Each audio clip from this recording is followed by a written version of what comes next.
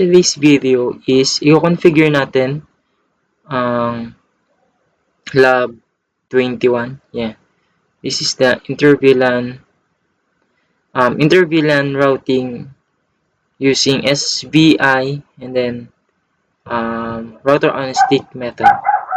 So first dito is configure inter-VLAN routing for VLAN 10 and VLAN 20 via SVIs on switch 1. Each PC's default gateway is configured as that one of their subnet. Okay, so una is ping muna natin itong PC1 and PC2 if meron silang connection. Okay, so command prompt, then ping 10.0.2.10.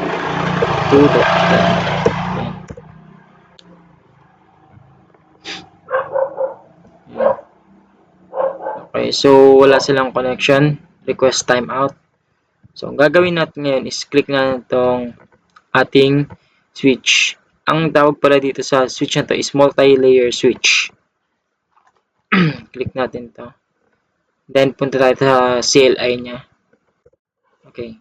Then, ang gagawin natin is enable. Tapos, stage VLAN brief muna tayo. Tignan natin yung ano. Okay, so yung VLAN 10 is ang sa kanyang port is yung fast Ethernet 01. Then yung VLAN 20 naman is yung fast Ethernet 02. Okay. So gagawin natin is conft. Then int VLAN 10. I-configure natin yung VLAN 10. Then lagyan natin ng IP address.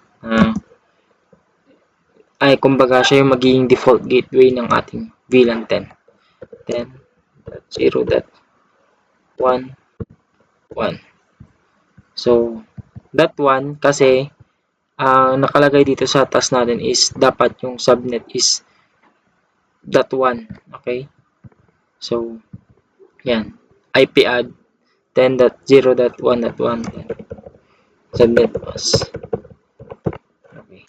Then, no shutdown natin. Ayan.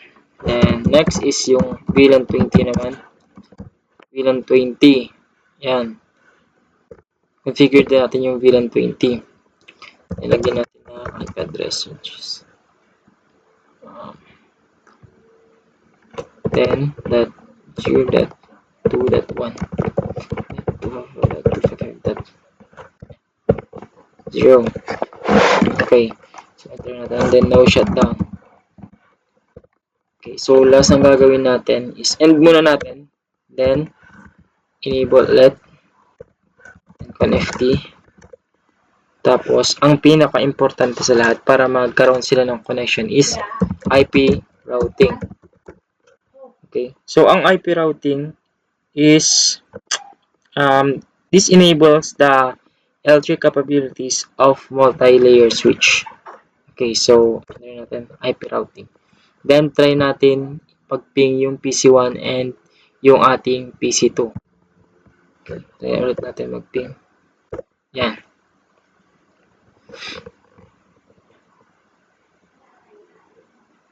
Ayun.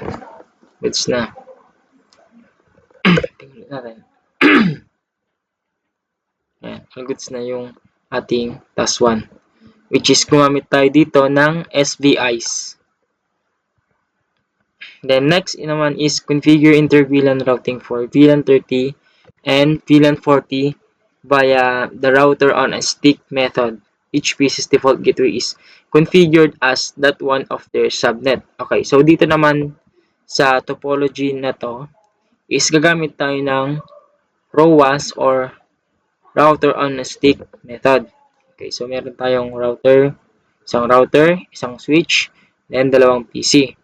So, ang gagawin natin ngayon is meron tayo dito sa may switch. Then, tingnan natin. Message rin natin. Okay, so makikita natin dito na na-configure na yung ating internet interface Fast Ethernet 01 and Fast Ethernet 02.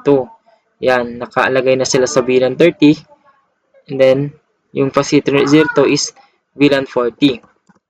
Okay, so, ang gagawin na lang natin dito is magta-trunk tayo. Then, int, ano yung port ng ating switch 1, which is G01. Yan.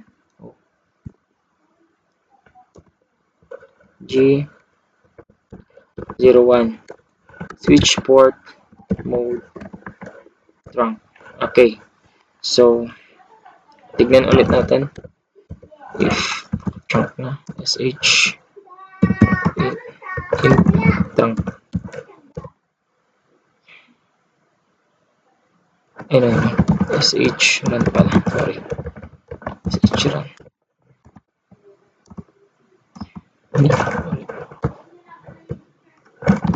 sh run.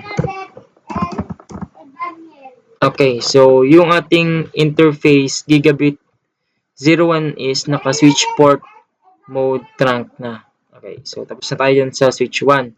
And then, punta tayo dito sa may R2. Okay, so kung makikita natin dito is naka-red siya. It means naka-close yung ating G00. So, no shutdown natin yan. Okay, so enable conft and then int G00. Then, tsaka natin i-no shutdown. Yan.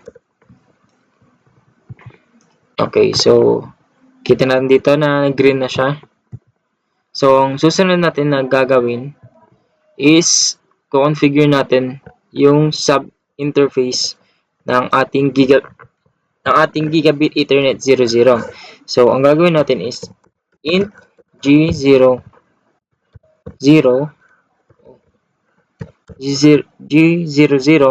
dot ilagay natin yung VLAN ng ating PC3 which is 30. Yan.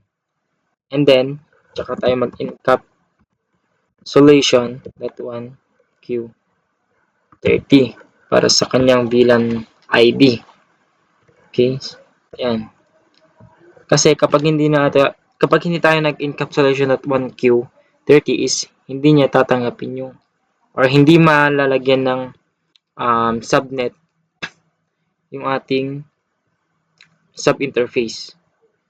Okay? So, tapos na tayo nag-encapsulation. IP add, then 10.0.3.1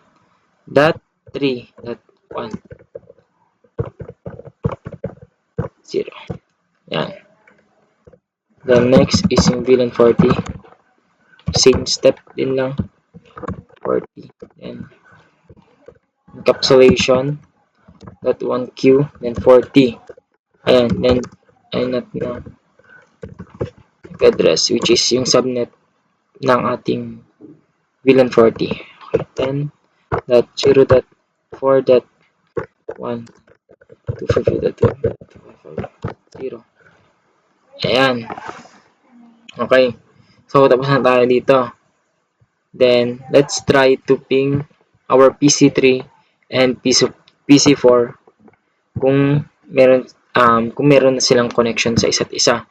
Okay, so desktop tayo. Dito tayo sa PC3, then desktop, command prompt, then ping natin yung PC4 natin. Ping 10.0.4.10. Yan. Tingnan natin if meron na silang connection.